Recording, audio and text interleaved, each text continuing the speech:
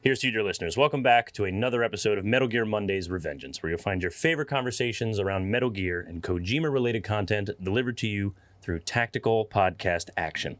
I'm your host, Warren Minix, and with me, as always, are my two great friends and comrades. Aww. Chris Hampton, how we doing?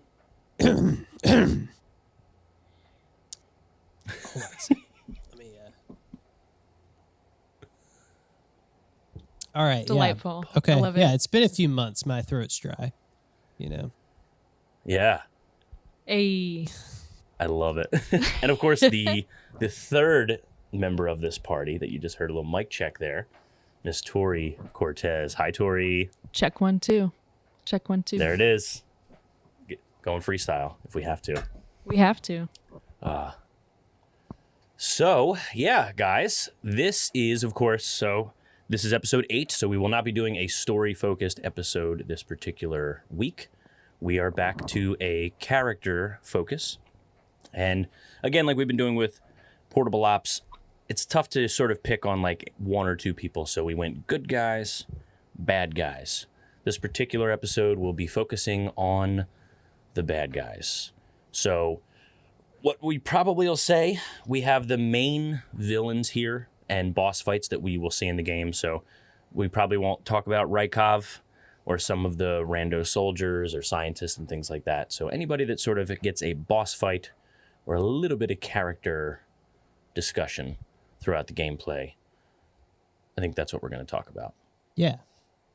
Do we have a patron or anything we wanted to bring up today, Tori? We sure do. And that's a thing I totally remembered. Tori's patron corner. So just so everyone knows, you know, transparency and everything.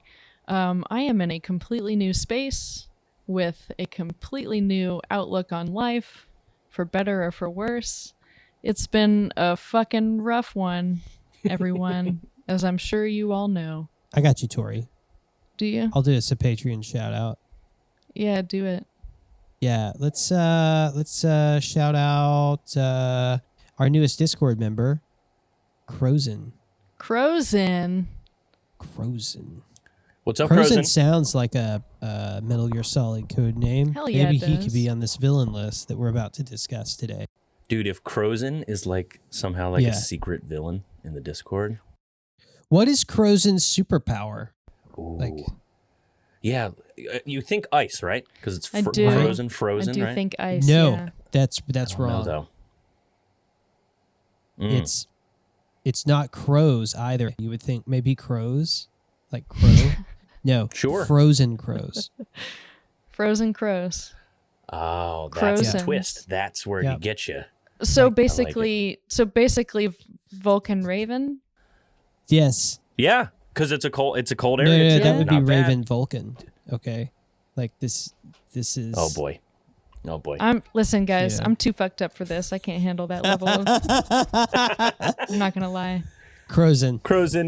Chime in. Tell us your superpower and your evil Yeah. plans, since you are the newly appointed villain of the Discord. So now you're gonna have to It's be true. close with us.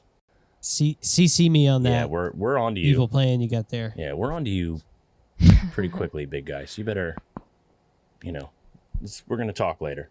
We're going to set this up.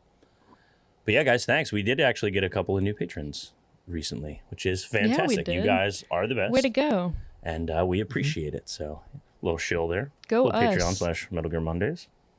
You get a Discord, get some extra pods. We're about to release our May movie of the month. MGM Goes to the Movies coming out. We're doing The Lighthouse, so that way you guys have a little heads up what's going on. Do you guys have anything else before we start talking villains?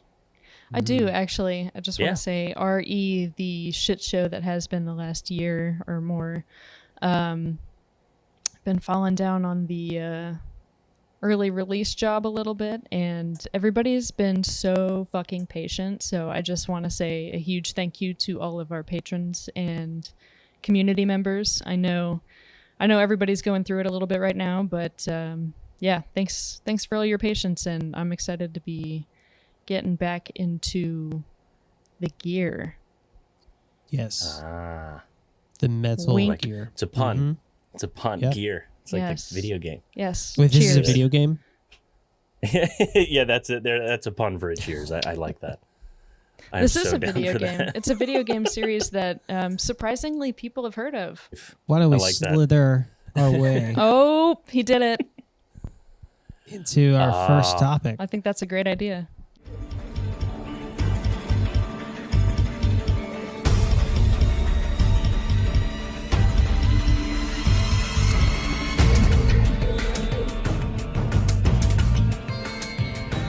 I like it.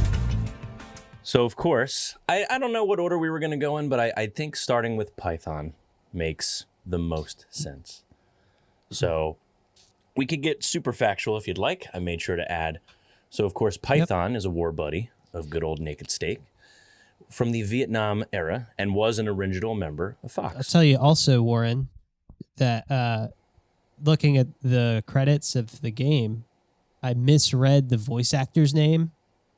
So the voice actor for Python, his name is Dwight Schultz. Correct? And I thought it was Dwight Schrute on a first passing. If only. And I know that would be an interesting change to the game. I think the tone would be slightly different. And a huge opportunity for crossover coverage for us. It's too bad it's not that. Yeah, I don't know though, man. That's not bad. Like, if I guess in this circumstance, Naked Snake would be Jim.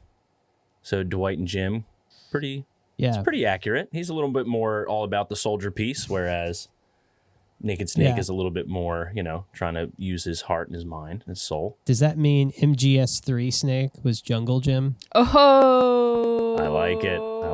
That's another pun. Got Here, him. hold on. Cheers to another pun. Thank you. I guess, yeah, if you guys cheers to mine, we have to cheers I Chris's like it. too. I like it.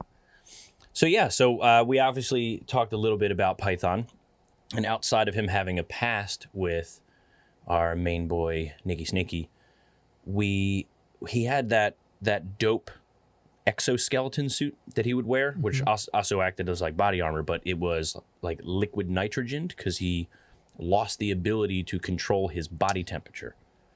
Yeah, this is the Mr. Freeze guy. Yes. Croson. So I thought it was pretty great. I will say a fun little, like, I guess, lore bit is Python lost a poker game to Snake and was unable to pay. So that's still like a thing that like never got resolved between the two He of owes him them. money? Yeah, a little bit of poker money. They don't say what type of poker game, but I would gather Kidding me. could be Texas Hold'em. But yeah, so Python he had like a really bad injury in battle, which cost him the ability to regulate his body temperature. He constantly overheats, I guess is the best way to say it. And the only way to stop him from literally burning himself up, he has to wear this exoskeleton that keeps him cold. What makes him interesting, though, is I like that could just be like a fun, character thing we're expecting in a Metal Gear game. Yeah. But I like that he can weaponize his suit. He obviously uses it as armor. I like the setting of the fight. I know we had talked about it during the gameplay piece, but like the ability to sort of like fog up the room, and he can use it to like distract you or make it so you can't just come at him. He can freeze your weapons like in your hand so you can't use them, and you have to go like run to there's like heating towers from like some of the engines or something running in that warehouse where you fight them, where you can like lean near them, and that's how you like warm up the gun so you can use them again. It's actually just like a pretty interesting, I guess, twist, whatever you want to call it, like mechanic you can add to the game and to the fight that I think is pretty special, which makes him like he's a pretty good boss fight, like as far as what you expect from a portable ops, but he also has a little bit of lore to him. I think he is probably the best designed boss fight. Like as far as a character, Mm-hmm. I would say he's of the I agree. caliber of the Cobra unit. Definitely. Like the maybe even better than some members of the Cobra unit. Which ones? Like yeah. the fear. Fear. The You fear. know? Oh, let's not go back there. Yeah. I was just starting to find sweet release from that. Yeah. Yeah. But you're right though, that would be a nice swap. Well, what like Tori, imagine first off, let's imagine MGS3 and imagine a boss like a boss fight with Python in MGS3, like what that would be like. Would it be like opposite the Fury? Like, do you think it would be like how he had like that nice long runway? It wouldn't necessarily be in the jungle. It'd be like kind of a nice little it twist does on feel things. very reminiscent of the Fury, doesn't it? I think that's a commonality in a lot of the Metal Gear Solid games is there's always going to be your Vulcan Raven or Fury. There are just a few things that are borrowed from each installment to the next, right? What I want to talk about, even if just for a moment, Sure. is how rad it is that he was obviously based on Hellraiser. You would think, right? His design is pretty dope. I guess they're implanted in his head they're meant to cool him, right? Like that. Yeah. They're not there for any other reason, right? He's a little Steamboat Willie. No, Yeah, he can like choo choo. release. I'm coming, snow. Snake. I'm coming. Choo choo. But in terms of like your sick badass villains, this one hits the mark more than any other one, except maybe Null, who is obviously akin to Cyborg Ninja. But like, Yeah. Kojima has aimed for the slightly horrific on multiple occasions, and I think in terms of a game that's trying to capture Kojima's vibe, I guess, for lack of a better word, I think this character was designed to be a pretty cool villain. Yeah, and then he has that lore bit that he's essentially now been sort of crafted to be like the anti-Snake. Like, I understand that Null is also sort of designed, but more for the perfect soldier program. But Python has essentially been like crafted to like outwardly express like he feels bad for all the shit he does, but the end game is to take out Big Boss, like Naked Snake. Like that's what he's there for. He's literally the anti-Snake. He's the cold-blooded assassin. Okay, all right. Anybody got some Mr. Freeze quotes while we're here? No, I think there was allegedly enough of them in the previous episode. Allegedly being the key word. You never know if people come back and forth. Can't spoil it for anyone. It's Oh, true, I see. mean, I thought you were saying it's up for debate whether that was alleged. Because I personally think it's a subjective thing, I recognize, but I personally think there weren't enough. Oh, yeah. I agree. That's just me, though. There must have been 10 more that he could have came up with that we could have used, you know. Look, I'm sure we all want to blow off some steam about this topic. Hey, there it is. There it is. Let's cool it. months away from the mic, man. And this is what we're coming back to with. This is what you do, this is what I do when you give me attention. I love it. I make an ass of myself. Well, don't we all? You're our ass. Aw. So I'm Thanks, okay with buddy. At least you're somebody's ass. That's true. Well, so you can recruit Python in the game, right? Apparently, I Absolutely. did none of if you this. trank him. Yeah, Yeah, so gotta trank how him. does that work out? Like, oh, you know what? You trained a copy of me? He's on my side now. Now we Bang. got two snakes. Yeah, we got two snakes. What are you going to do, CIA? So I gotta say, it's funny you bring that up, and this kind of happens in a lot of games, and we'll move on to Null after. He's not as good Oh my when god. he's yeah. finally on your team. It's such a bummer when No. games do that. I'm not picking on Portable Ops. I'm not bringing them to task for this, but it does seem like you would hope that there's more to it. But he's just not a reskin, because that seems a little egregious. But yeah, he's just another playable character. You don't have the ability to do anything special based on his special abilities. You know, he's got the same attributes and things like that other characters have. But I Dang. still love him. He's a great villain, and his fight, everything is cool. And I don't know if you guys have any last words for Python, because honestly, I don't know when we're gonna bring him officially back up. Dory, what do you look like you have a thought here. Share us, birth your thought baby She's so in ready. front of us, and My thought BB. let's poke it with a stick. Okay, that's I have qualms about that last part. Okay. Sorry. No, it's okay. The main thing about Python that I really want to highlight is online it says that his career is quarterback/scout. And I really want to talk about that. Quarterback scout? Quarterback, oh, sorry, not slash, comma, scout. So first, let's address the quarterback thing. So Could he wear his football helmet? Does he need it? Another great question. what would happen if he would collide? Like those things go deeper in? Are they retractable? What if he caught the football with his head? Thereby Well, that's popping foul right there. Yeah, I think because the ball would burst.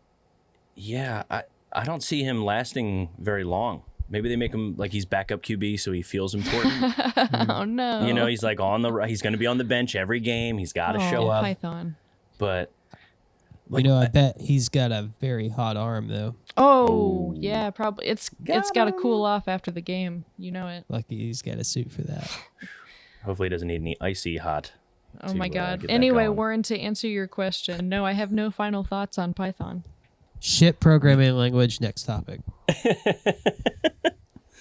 So, which will lead us to Null.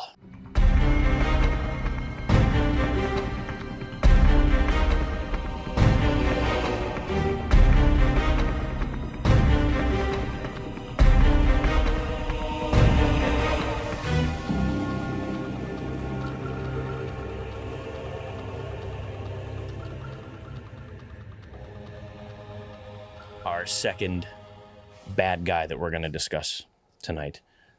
Null is interesting. So what we learn about Null in this particular game is that child soldier from Mozambique, CIA Special Forces, Unit Fox. He knew Naked Snake from when he was a kid and was sort of involved in that and sort of went through, I guess, like the Winter Soldier style program. They programmed him. He is a weapon that they can plan to turn on and off as they need. And Gene even sort of like mentions how annoying it is that they have to like reboot him, and it's not like an instantaneous switch flip for him to go. Mm-hmm. But as far as I guess story goes or character beats, Null's pretty interesting, and I do like that they made him more than one boss fight in the game. Like I like that he is a big driving factor in how some of the story goes. And if you're listening to these in order, he is the reason why, he helps Snake get out of the bad situation that we left him off before we get to the next part of the story. He was a big factor in basically getting in there because he didn't complete his mission yet, which was kill Snake. Yeah. Yeah, go ahead, Chris. Well, when your man's pinned down like that, you just got to help him out. I'm sure Snake will return the favor later on if Null was ever pinned down by something to get him out of it.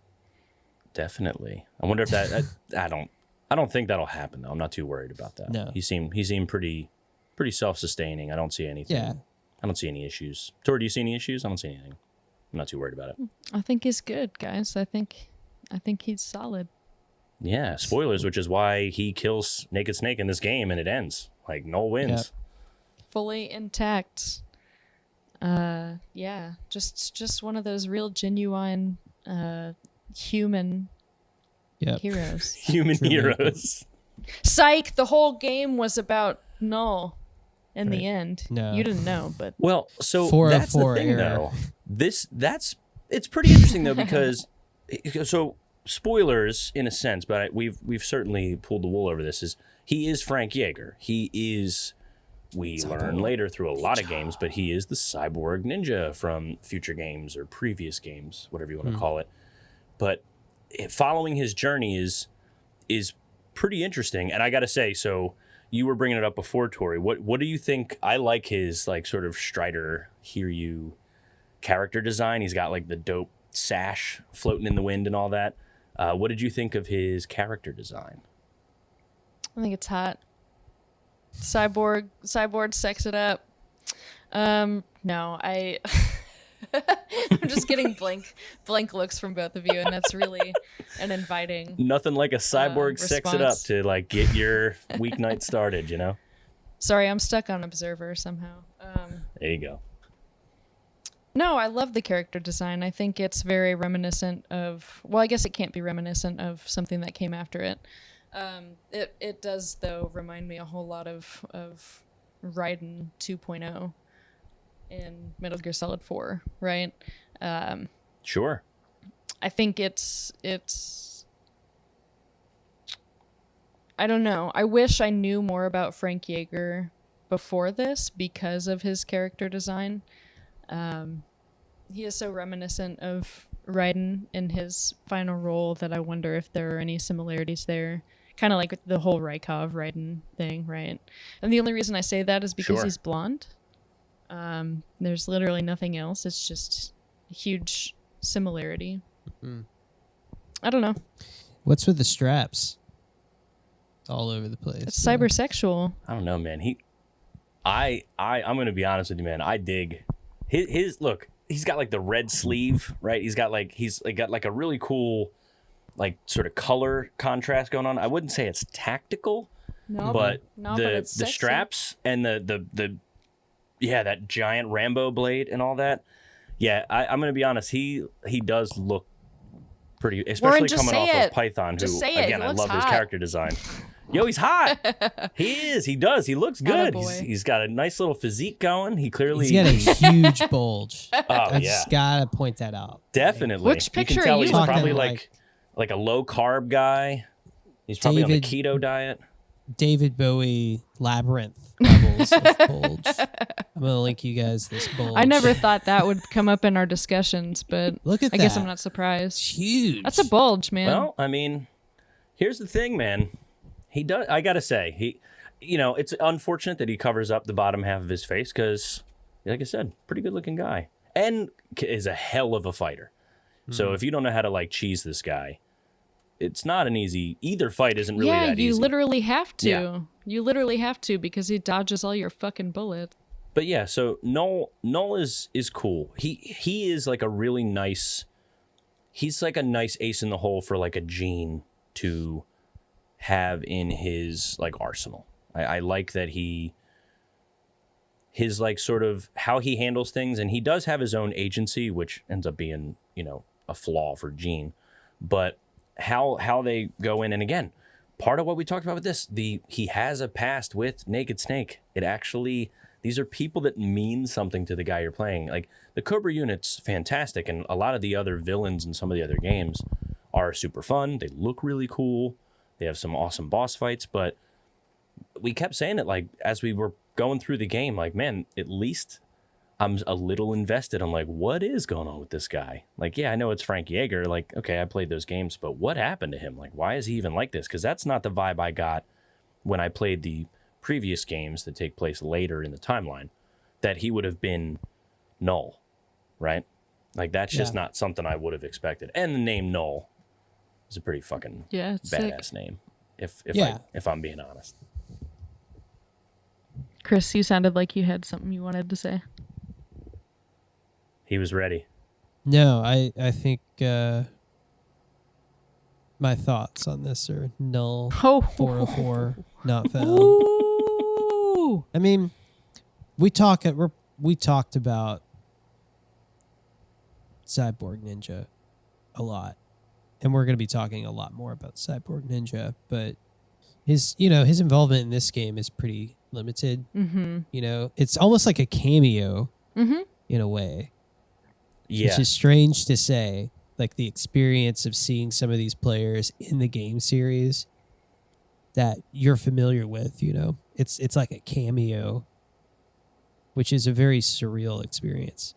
Yeah, kind of like Yeah. the whole every battle you have with Ocelot and Metal Gear Solid 3, you're not going to fucking kill him, right? So it's interesting to see how their rivalry yet / brotherhood evolves, Mm. Oh yeah, those two dudes should just fuck already. right?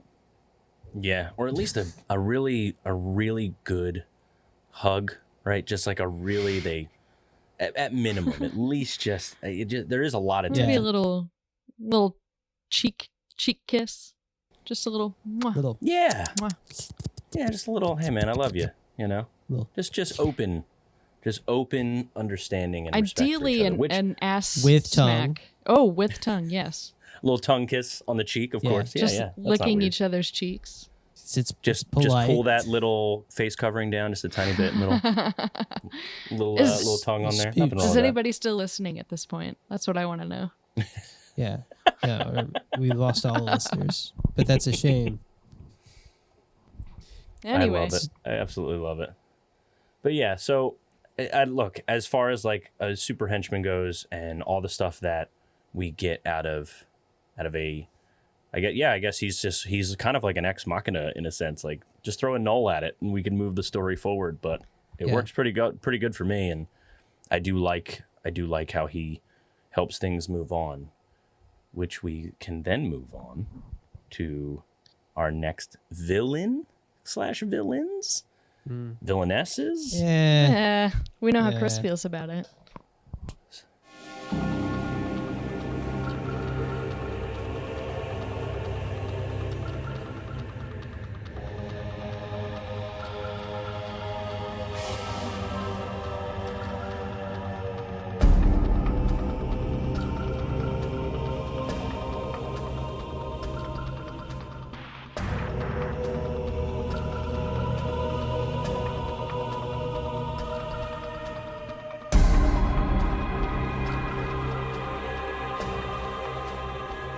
So This is a little Sure. tropey, in my opinion. okay, so Elisa and Ursula then. So Tropy. You actually we talked about this. Yeah. You saw it coming a mile away. You were surprised. You didn't like how it was done. Catch us up, Chris. What's going on here? I mean, it's just the Yeah. Eva thing, right? It's recycled. Okay, sure. It's just that again, It's just that again. which is to say almost like it's Meryl again. It's James Bond again. I don't know. I Yeah. think there's a little. Well, there's a little bit more to there's these the- two. they're the villainy thing, right? And that's kind of the center. It's more of a central part of the plot of this game. That character. Yeah. Yeah, But- she's definitely like a linchpin, the both of them. This idea of a double agent is not new to the series. Right. But And a it double is- agent who is unaware of the fact that they are a double agent. That's the new part. That's the slightly new part. But it is just a step up from what's already been done. It's not very original in its... It's a Manchurian Candidate reference, right? I guess so. Is It's that been what's going several You would years think. since I've seen that movie. Kojima probably likes that movie, right? Wouldn't be surprised. I would imagine. I believe it's on his list, like the OG, obviously, but I think it is on his list. He loves those kind of movies, but I don't know. So with, I guess we have to talk about them as the same person, Elisa and Ursula. Elisa is the one that sort of works with us. She's like a medic. She talks about her backstory with like the reason why she's even involved is Gene actually saved her from a war-torn country. And they talk about the nuclear disaster in the Ural Mountains. Like he is actually, in a sense, a good guy to her, right? Like that's the one thing that, at least for me, like her involvement was more of, well, yeah, I got to help. I'm this guy is clearly doing the right thing. He's saving people. Like I believe that Elisa deserved to be saved. The only thing I'm trying to remember if it's in the story or not, how they play it out, was that Elisa and Ursula, was she always Elisa and Ursula? And one was just more the prominent, like it was Elisa was more the prominent, but Jean noticed she had that alternate psychic ability, Ursula, and found out how to like tap into that? Or did he just like hit the jackpot by getting this like 10-year-old girl that ended up being like a super telekinetic alter ego personality thing? Did they explicitly explain that? I don't think they do. I don't think they do. However, so I can't speak for the telekinesis, right?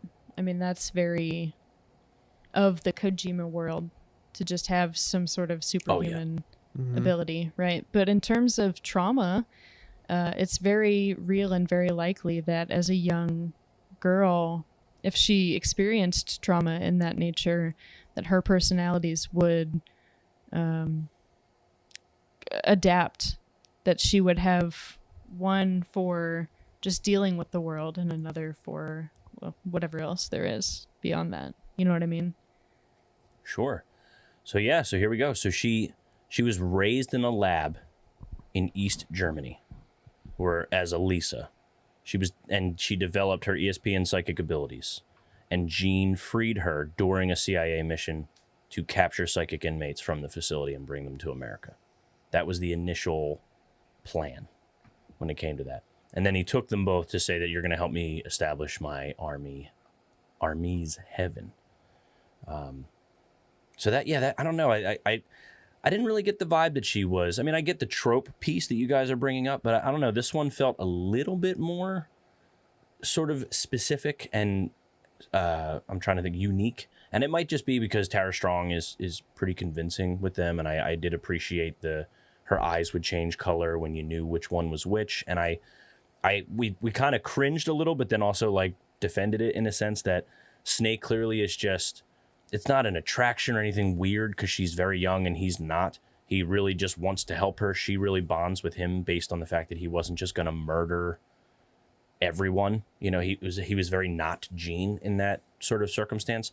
I just appreciated how little time they get to build a relationship, and it was believable enough that it didn't just feel like, oh, I've seen this in 3 other games previous. Now, the double agent stuff, the telekinetic stuff, like all the stuff, the boss fight stuff of it all is pretty fair. But I guess we should only talk about Ursula as far as a villain, because Elisa is not a villain at all. She helped us a ton throughout the game.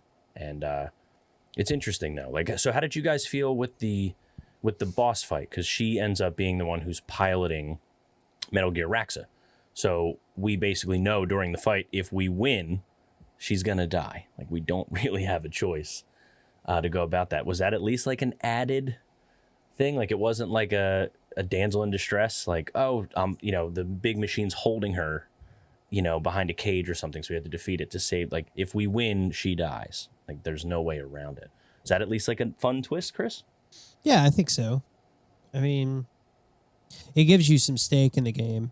I don't mean to be so critical about it, really. What I just am trying to express is I feel like Elise and Ursula don't really have any new ideas of their own in how they're expressed as characters, but they do recycle a lot from other big characters in the Metal Gear series and kind of roll some of those up in an interesting combination of ideas, Like, it's got a little bit of the boss. It's got a little bit of Psycho Mantis. It's got some of that Eva stuff in there, too. It's got all of the, all like Crying Wolf and the other, what are they called? Beauties? Yeah. Beauty and the Beast, whatever. The Beauty and the Beast unit, yeah. Yeah, it's that same, I guess, some entity taking advantage of traumatic pasts and breeding these soldiers, which is this one does feel a little less cringe than some of those Beauty and the Beast ones in 4. Oh sure, but it's very similar. Predates it, but it is very similar, though. You're right. Definitely plays as like a template on what to do for all of them. Yeah. But Tora, did you like at least like the Jean piece of it? Because that's like the one difference. I guess they could say that they were saved, like when we were comparing them to the Beauty and the Beast.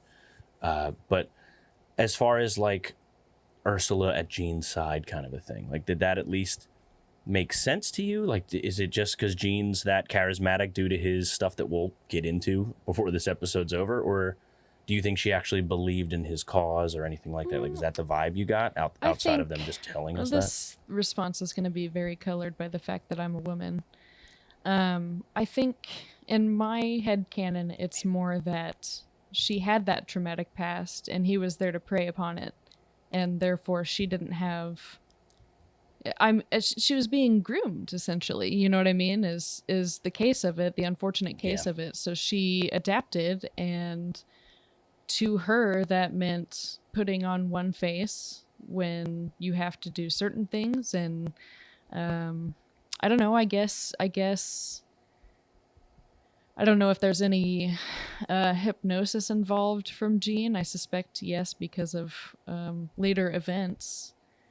But clearly there is a side of that one being that we know Elisa/Ursula is, and she's allowed to express herself when caring for another person.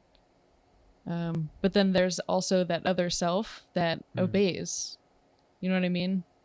So, I don't know. I think this is an interesting... While it is played that she is a double agent of some sort, I agree with you, Warren. This is a new take on it. And it's a take that I feel like needs to be represented, because it's not an uncommon situation for women to be in. Definitely. Maybe that's why I asked you, Tori. Maybe it is. Maybe. I don't know. I'm just I real appreciate that fucked stuff. up and speaking truths here. Don't worry about me. We only bring truth here. That's the intent.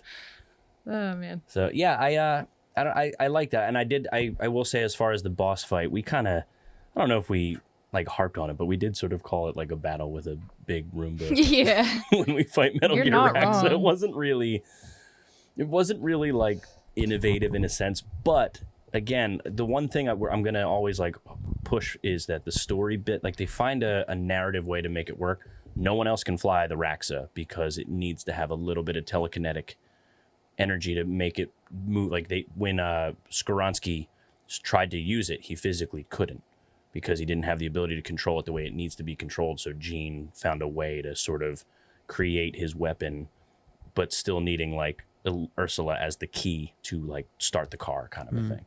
Like I at least like that, but again, it still ended up being just a pretty, the boss fight. It wasn't that fantastic outside of the narrative of if you win, she dies, like, and you have to accept that, which is pretty powerful in its own way.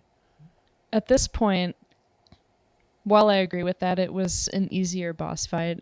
I can't say that any of these boss fights were particularly challenging in a specific way because of the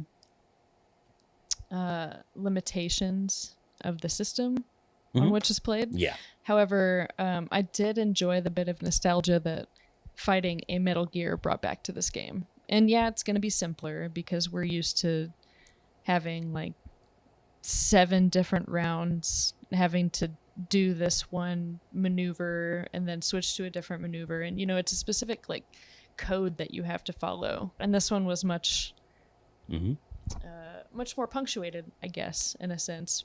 But it was that nice little bit of Metal Gear that you're after, right?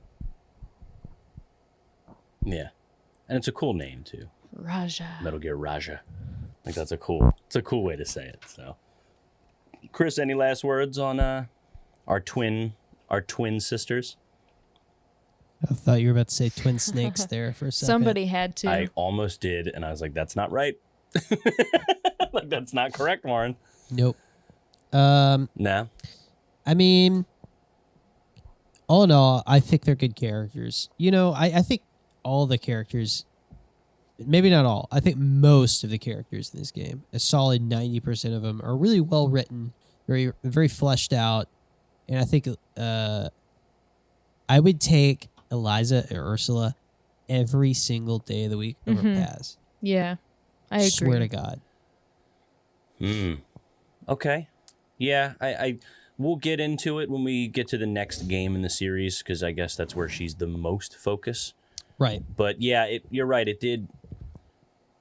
Yeah, I think I can safely agree with you. It feels like there's more behind them. Yeah.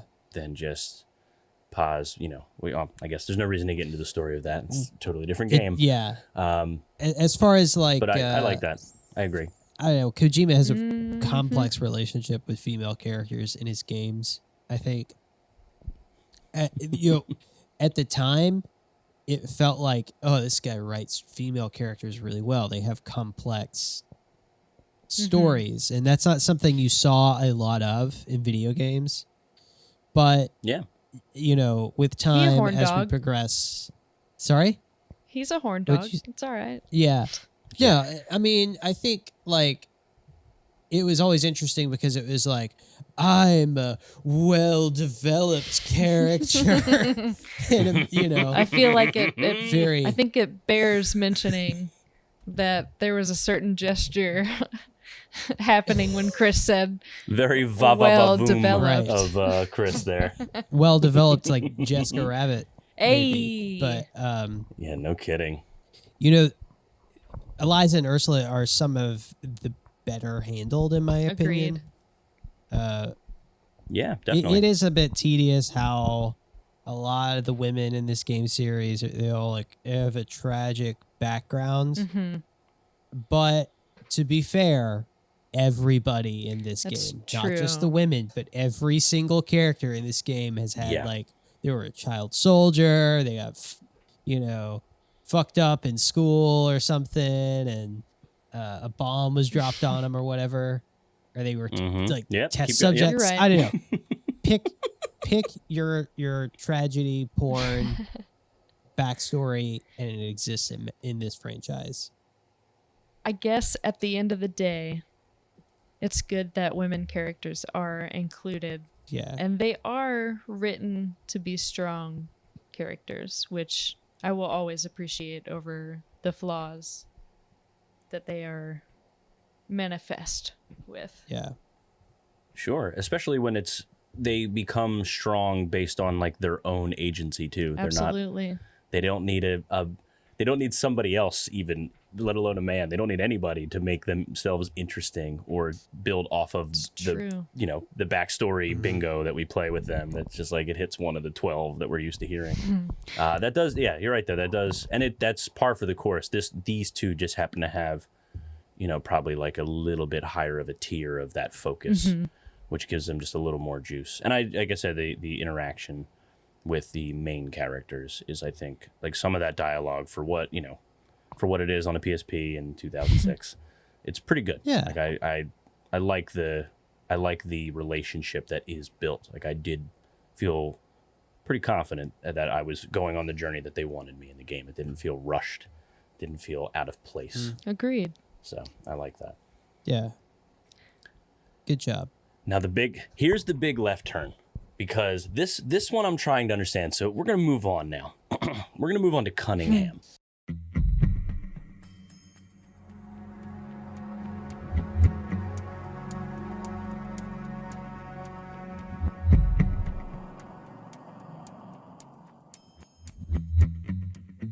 Okay. So Cunningham, so he was a member of Fox during this whole thing. He's a member, right? He was known as Boa, but now he's the the interrogation specialist. And honestly, he has an awesome setup. Like that opening cutscene where you're sort of established of like, damn, this art style for this like comic Telltale is great. The voice acting is really good. He's got such a good voice for what he does. He has that like peg leg, like you hear the kink when he's walking in the scenes and all that. He's just got so much like of the little like texture to him that just gives him that. But I still get confused with Cunningham based off of his motivations for the game. So before we like roll into that, so he was a big fan of the boss, and he knew everything about Big Boss. He became part of the CIA, Department of Defense. He's like really into it. And he had, he got his own sneaking suit. He's like a member, like he's a true member of the team. And he becomes obsessed because he basically needs the philosopher's legacy. Like that's like his whole mission. And yeah, obviously it's not for like personal reasons per se, but outside of like that story stuff, Tori, what did you think of?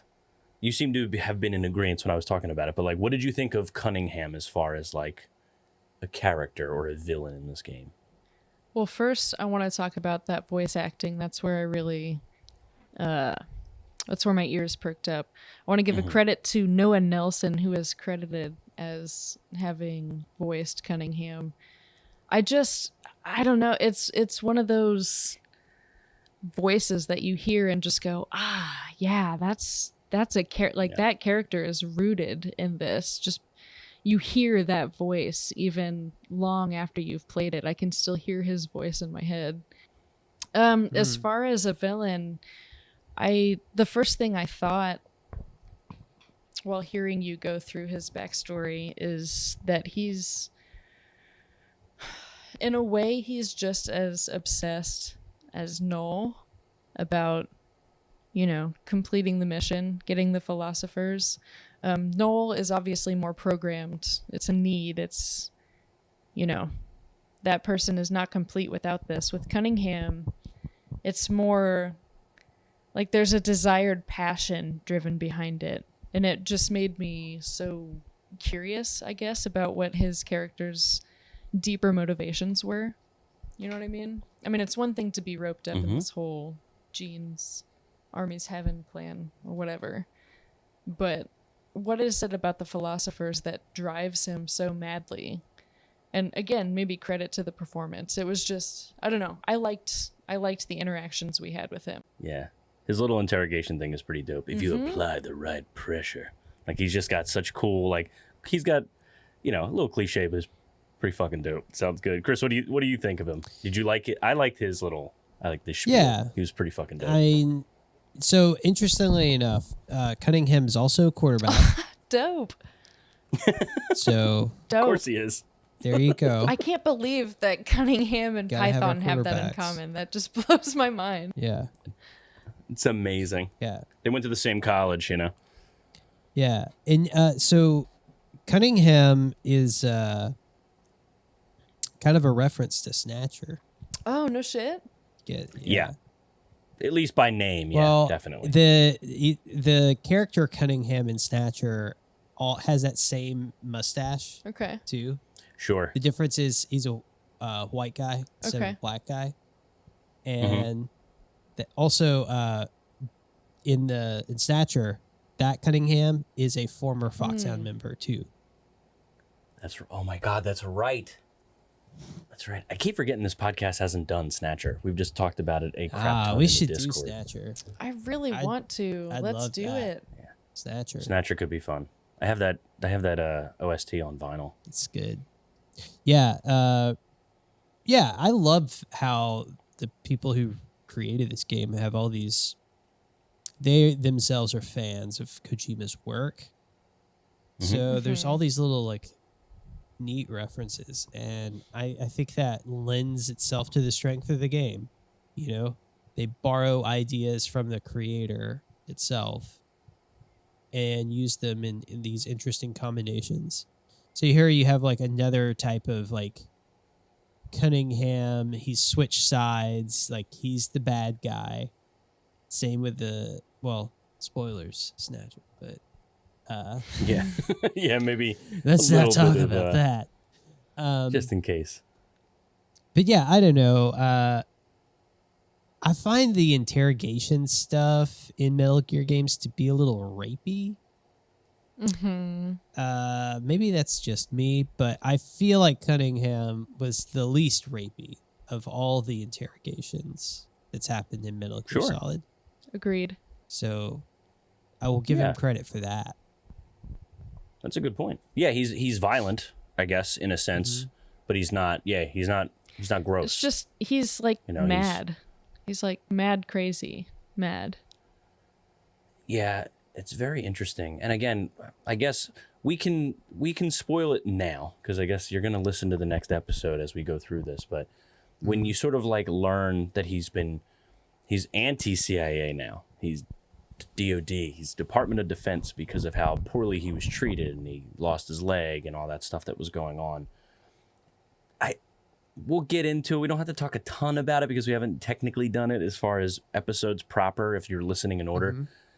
What do we think about this boss fight, though? Flying platform, you're on an elevator.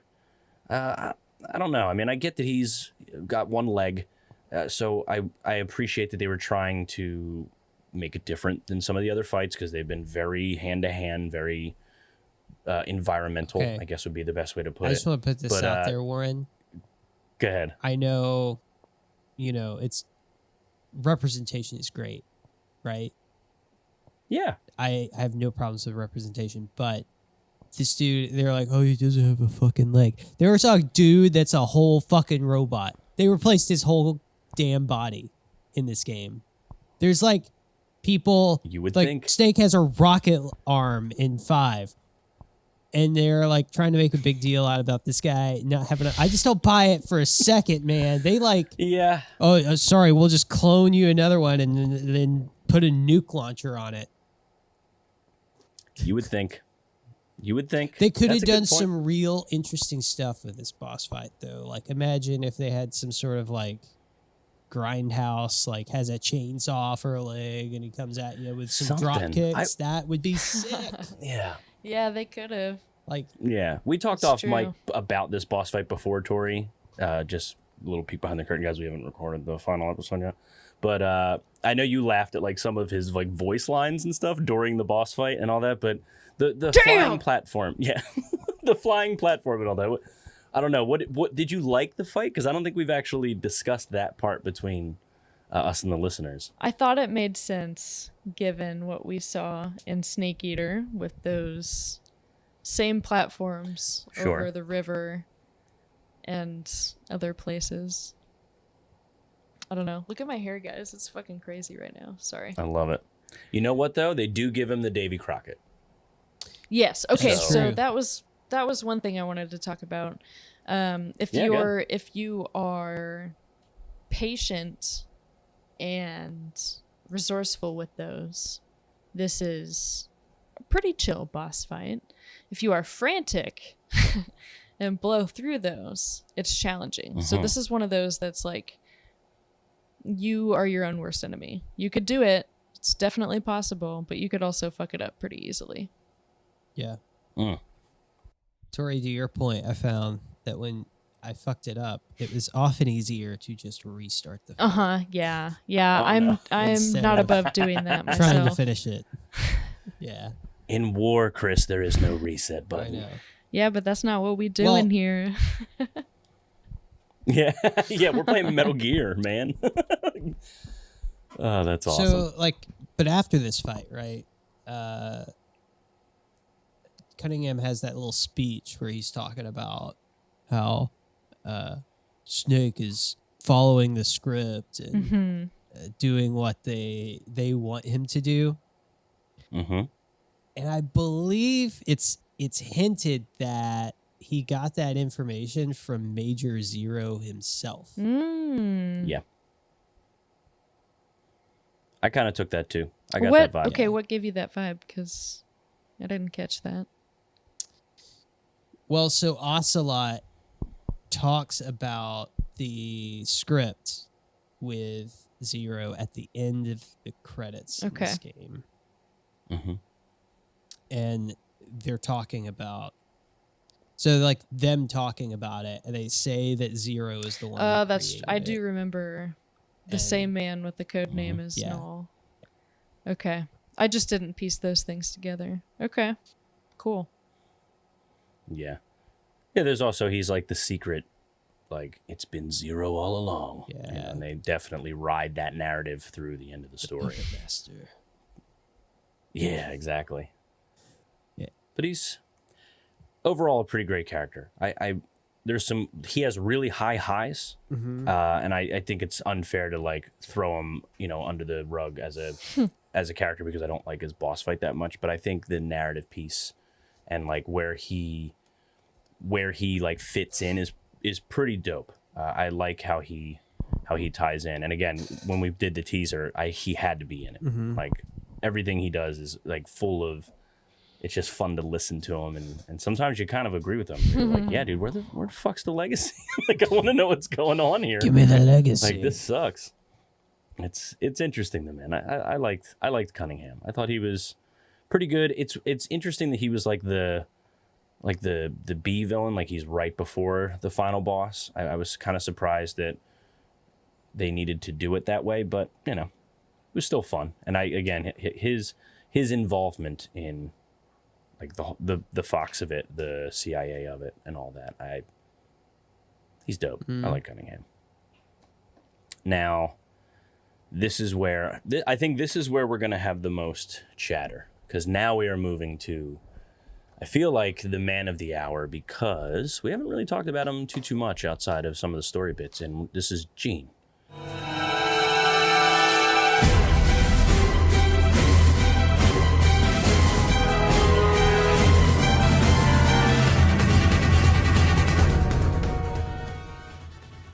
Yeah. So Gene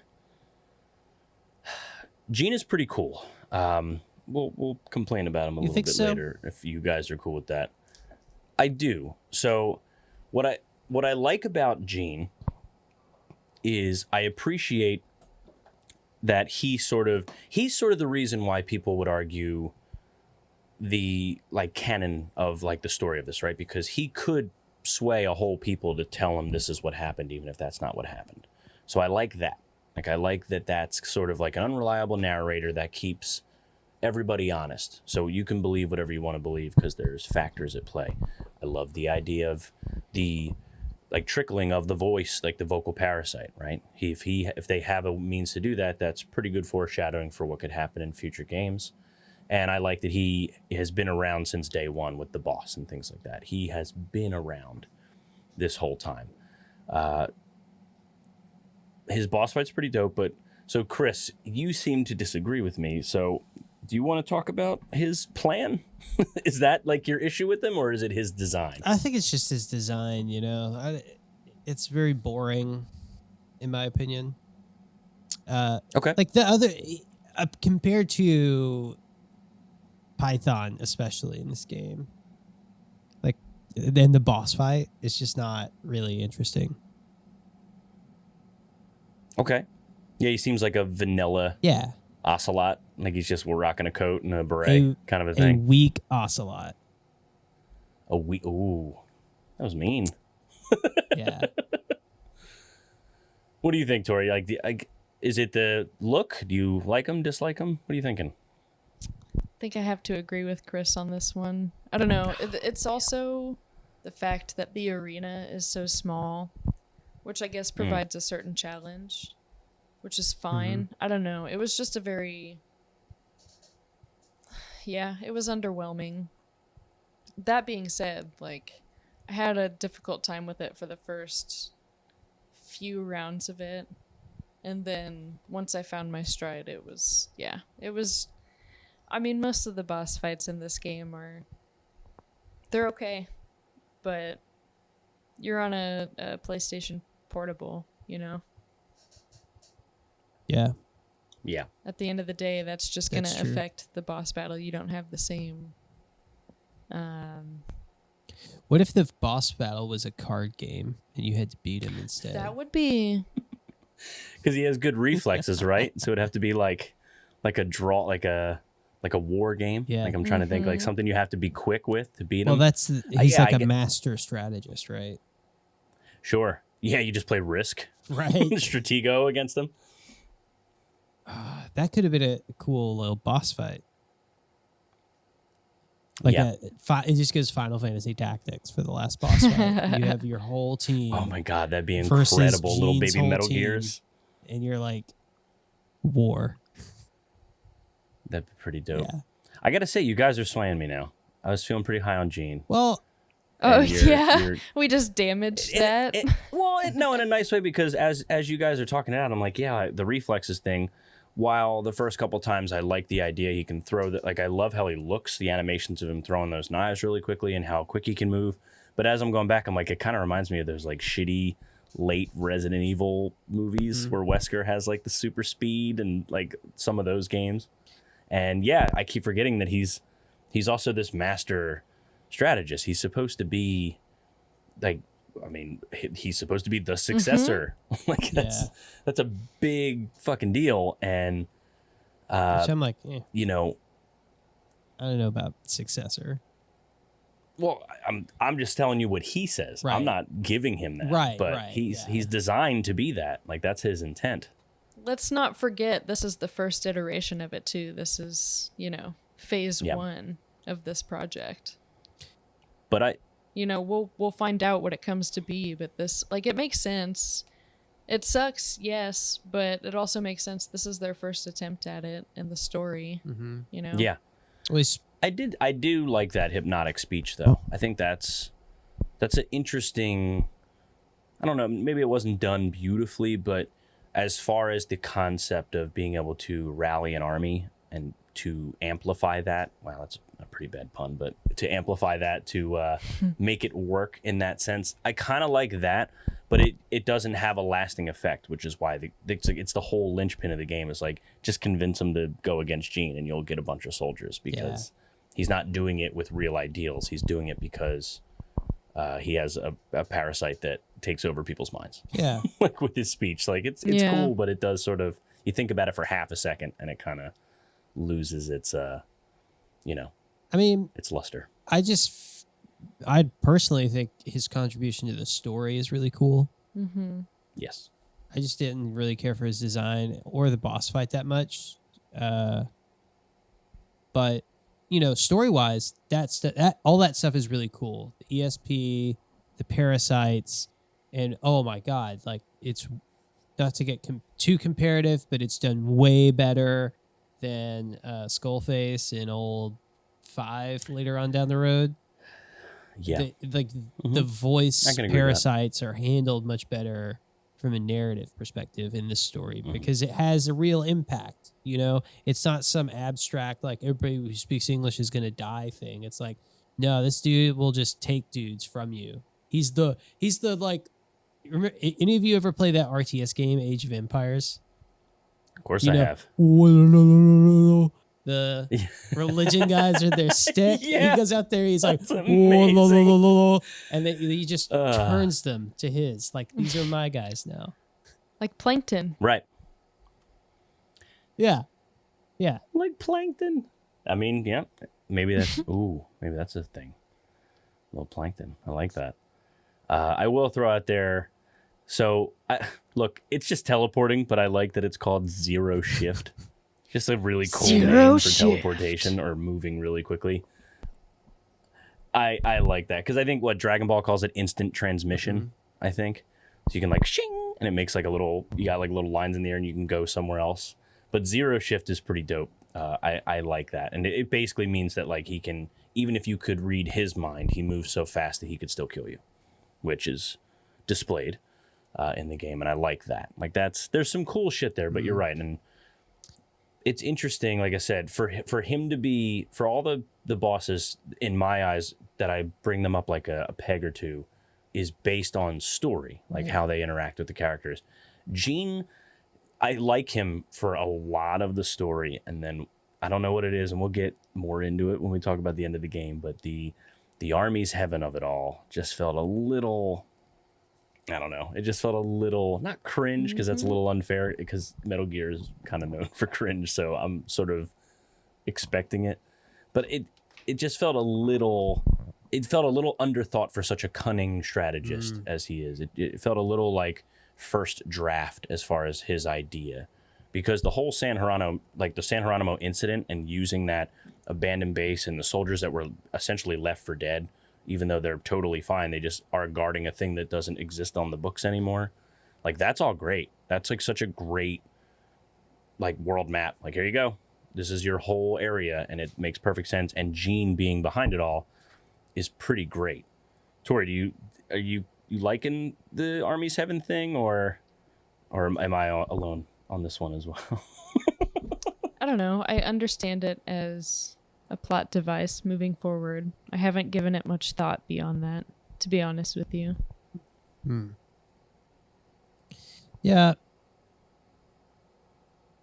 I don't know. That is true. I didn't really think about Gene that much after. I did think about a lot of the other characters, you know. But Gene, as far as like impact on you playing, yeah, like, you know, when it, you know, that moment after you play a game, and it's like, well, let me think about what I just spent 20 hours of my life doing, or whatever. Yeah, I don't know. Gene was interesting, but I feel like with more resources, it could have been a really fucking interesting concept of like Yeah. a type of game that changes how it's played. You know, because his boss superpower isn't the same caliber of superpower that we see in previous games, like in 3. It's a big brawny dude who just like pummels you, and Liquid Snake is a dude who you fight. It always ends up in kind of a fisty fight situation, right? Yeah. And Gene's not really that, so it breaks a little bit. I was thinking earlier, it reminded me of Vamp in that's the battle true. I didn't think about where that. he throws Yeah. down his dagger and you're caught with your own shadow. Oh. How could I have been so blind, Tori? I don't know. Yeah, wow. You're very much right on that. Damn. Hmm. See, this is why Tori is our gang leader. Yeah, she's the mortar that keeps the brick house together. Right. Don't forget about the fundamentals of CQC. Yeah. Well, I mean, fuck CQC if you could just teleport, right? You can zero shift. Yeah, Come that's on. true. That's a Zone of Enders reference, I think. Really? Zero shift. Your ability, the teleport ability that the character has. is That's called another Zero thing I want to Shift. cover, but we'll never be able to cover. Probably not, no. It'd be very tough. It's possible, I Zone guess. of But it'd be, Yeah. yeah. How's it tough? If you're listening, Konami, let us somehow access this. Is it Konami? It's on game. Just download it on Xbox. Stop it. Really? Yeah. You serious? Just download it. Yeah. Stop. It's on Really? the- I can do that tonight? yeah. Yeah. Fucking A. If you have a disc copy Oh, and a new man. Xbox, it's backwards compatible too. Like you could just pop it in there. Okay, here we Play it. go. Oh my God. that's Anyway, amazing. boys, we're Yeah. going to have to end the call early. Cool. I got something to do. Suddenly. Somebody's gonna go play some Zone of Enders. We got 8 more minutes while you download. That's awesome. So yeah, I guess overall for a final villain, he stacks up pretty well considering. Yeah, the fight would have liked a little more from it, and you guys really did knock me down a little bit in a good That's way. right, Warren. Know your Yo, place. Well, it just I don't mean to crush your Gene dreams, but I like Gene. I think he's a cool character. I just expected more. Maybe that's my problem. I had higher expectations for the big bad. Yeah. in the I mean, game, Yeah. but the games leading up to this have really asked us to expect that. You know, it's been a certain kind of formula up to Yeah. this point, and to the game's credit or detriment, it strayed from that formula a little bit. I tend to think more often than not those choices lended towards its credit. This game came out in 2006, right? And That's this correct. is still pretty early on in the world trying to wrap its head around bite-sized portable video games that are also 3D. Because before that, what you had Pokemon and I don't know, whatever was on the Game Boy, Pokemon. right? And Yeah. this is like trying to distill the Metal Gear formula into something that's portable and bite-sized, which is extremely hard to do for a game franchise that has like 3-hour cutscenes. Well, yeah, it's also yeah, Metal Gear has never been known, like the whole point is to be immersed. Like, the whole point is to be like everything matters, and you're supposed to be on a train. Well, I mean, Metal Gear did hit Game Boy, and it was, I don't know if it was grabbing people at that point. I have no idea, but I do know that it was worthwhile for me. Listen, I haven't finished it yet. However, I am compelled to at some point. If we wanted to do a Ghost Babel Yeah. 2.0, Well, I'd be Okay. into it. Sure. Yeah, I mean, I don't know. I think they did a good job. I think it's tough to make a really narrative-driven, like a story-driven game on a portable platform with gameplay that can be picked up and put down. Mhm. And also, like, it would be tough to tell a story in that format, too, because you have to tell it in a way that's, like, the person who's playing doesn't pick it up like a week later and like, well, what the fuck was I doing again? What the fuck's going on? Mm-hmm. Which we did kind of mock that covered because that. Campbell loves to tell you. Campbell Yeah, lets you the every fuck time. know whether you're starting the mission or arriving on the scene of the mission, or you just need a reminder about something that pertains to the mission. Roy Campbell has got Well, we your probably back. didn't play this game the way it should have been played. No, right? definitely So not. we- Definitely Not even a little. I played it 4 fucking times essentially, true. at least for the first half. Yeah, you got a lot of portable ops experience for a story. Yeah, I was gonna say someone's gonna do like a case study on your experience of playing portable How ops. it affects the site. You were unlucky It for would a little be bit Alex. Alex, if you want to go ahead and get started on that, just hit me up. Yeah, I have decades of knowledge. That'd be amazing. But yeah, Chris, I guess you're right. I feel like I got wrapped up in the story bits of Gene. I got wrapped up in the successor project. I got wrapped up in the ultimate field commander that they want to call him, that he's supposed to literally be the boss. Yeah.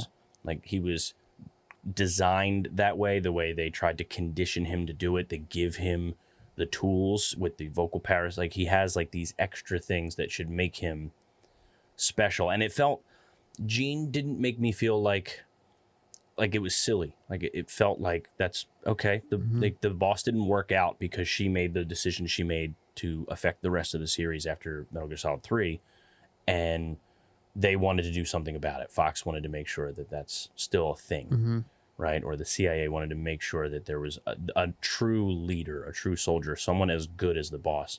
And there's no way to do it unless you create them. Right. So I guess I got a little more tied up, about that, especially because Gene does make like a bit of a hubbub about when he learned what actually happened to the boss. Yeah, he's a bit of Like, a and that precursor too to like Liquid and this whole cycle of violence that we're about to delve into. right. Yeah. Yeah. No, I think I could totally see why, Warren, you would like get wrapped up in the story. It's a good story. Yeah. Yeah. Well, thanks, man. Yeah. I feel a little bit better. Good. Come here, buddy. Come here. Let me give you a hug. Thanks, man.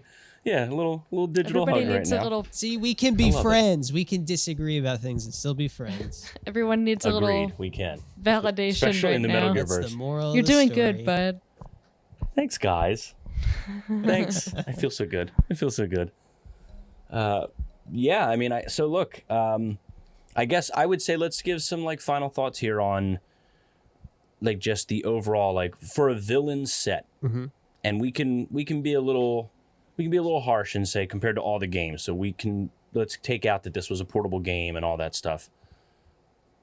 Good on the good half or the bad half of overall villains for a Metal Gear game. Do we like this lot as sort of like, here's who you fight in this game compared to other Metal Gears? What do you think, Chris? I'm going to give this... let me see. Love that. Again, you don't have to, it's not a rank, Right. but like, do you like in comparison, does it hold water versus like, hey man, the game's a little like, that kind of way. You don't have to give it like a A+ or something like No, that. it absolutely holds water. I think it holds water better than some of the Metal Gear games that Kojima was directly involved in. So that's, an opinion. But That's just your opinion. yeah, it's just my opinion. I don't know. I like the what do you call it? Like the cast of villains. The the cast of villains here is pretty good. There are some tropey things, but I see I interpret what they were trying to do is take the tropes that already exist in the series and try to play with them in interesting ways rather than try to think totally outside of the box, right? Because they were having to think outside of the box so much with gameplay and so on. Now, this is like me projecting my opinion on it, but I don't know. I think the bad guys probably rank better on the upper end of Metal Gear games. Nice. What about you, Tori? This one's tough. I definitely want to agree with Chris in that there were some interesting plays on the kind of already set in stone tropes of the Metal Gear franchise. However, my main comparison for baddies is Snake Eater, because that's the most varied. I think second to that would be... Oh, I don't even know if I could say that. I'm just used to such a variation of villain types that I feel like Portable Ops didn't really deliver that as much. However, my main two takeaways from this game will be the Elisa Ursula combination and Python. So I think those two are definitely standouts for me and can compare to the rest of the series. Other than that, though, they're all kind of a wash. All right. It's a valid opinion, valid points. Hell yeah. I guess I'll split the vote, and of course my answer is going to be very diplomatic anyway. But yeah, I think the story, I like that they all have ties. I think that's what makes them, like, obviously, like the rogues gallery and some of the other games, they're usually tied to the villain more often than not. They're all they're Liquid Snake's team, or they're the boss's old team, or they were, they're brought up by Solidus or something along those lines. These ones had pretty legitimate ties with the characters you meet in the game, Snake, the people in previous timelines, and I think that's what makes them a little more special. But if I was trying to, I think the fights themselves, outside of Python had like a very interesting like environmental piece that just gave it a little bit more of like, that felt like a Metal Gear fight where you have to thaw the weapons, you have to do more. It felt like the first time you played like Metal Gear Solid, and you have to do more than just XXXX or whatever, but duck here, shoot here. Like it was kind of missing that with some of the other fights, and Gene is the one I think could have had the most like to do with that. And so yeah, I'd say probably story-wise better half, but like if I'm thinking as a whole, I think I'm a little like little meh, right down the middle per se. But if I had to talk about them, these seem, I like going back to these as far as where they play in the story and how they affect the people in the game. So I think it's diplomatic, but I'll say better half just to give a true. Okay. So what you're saying opinion. is gameplay sucks. Get a second joystick. Yeah. Well, I mean, welcome to PlayStation Portable, man. Like that's just kind of Fuck the PSP. The problem with that system. I'm not sure I ever got used to it. Hated that system. But I adapted as best as I could. Yeah. The Vita did make up for a lot of its flaws pretty quickly. I'll never know. Never know. It's in the past. There's no way to go back. It's behind us now. Look at how far they come now. I mean, now we got the damn Switch. Hell yeah. Exactly. Which is like probably my favorite system. I love the Switch. Imagine how different this game might have been Mm. if it was designed for like Yeah, Dude, I like to. touchpad and stuff too. Oh, that would have been dope. I like to imagine it. That would we be should incredible. ask Ryan if he'll port this Hey, to Ryan. the Switch. And it's not entirely in his control, I know already, but that would be really cool. Not how That would be fucking That's not cool how as it shit, works, though. right? That would be awesome. Oh, that'd be so cool. Yeah, guys. So any last looks we want to do on the villains? I feel pretty good. Yeah. I said what I wanted to say. Yeah, like I wanted to pick them apart a little bit, but I don't know. I feel like the game, they've earned that they shouldn't be picked apart for other reasons, and I like them. So, wow, here we go, guys. So we're gonna wrap up another episode of Metal Gear Mondays Revengeance. We talked a little bit about the baddies. I like that, and I'm gonna say thanks for listening, wherever you are, however you're finding us. Please leave a review or a rating of any kind. That would be like pretty fantastic. I'd appreciate it. The Patreon, we are at Metal Gear Mondays. We have our monthly game club, our monthly film club. We do early access for episodes, as we talked about earlier. We have an extra podcast that comes out on the opposite weeks as well. And there is just a lot of stuff you can find there, especially our Discord And you have to join for as little as $1 to get access to the Discord and everything else we just brought up. We have some other perks as you get a little higher. But you can find us at Metal Gear Mondays on all the social medias outside of Twitter. We are Metal Gear Monday. And you can go to MetalGearMondays.com to find out about past or present hosts, as well as merch and things like that. Tori, where can people find you on the internet? You can find me on the Instagram at Young Neil. You can find me on Facebook as Tori Cortez, and you can find me on Twitter at _Young Neil. That's YNGNEIL for both. And you can find me crying in a corner about how terrible 21 still is. Chris, Yep. where can they find you on the internet? Just go to MetalGearMondays.com and check out all the great Metal Gear Mondays stuff from the Metal Gear Mondays fam. We got metal, we got gears, we got Metal Gear. Dope. I like it. Yep. I'll also throw out, you have until I believe, Tori, the 25th of June to drop any sort of listener responses. Yep. Okay. All right. And you can find me at Warren Minix on all the social medias. And I'm in a band, Spooky Forest. You can find us at Spotify. Outside of that, guys, I think it's time to let it rip, Jack. Real.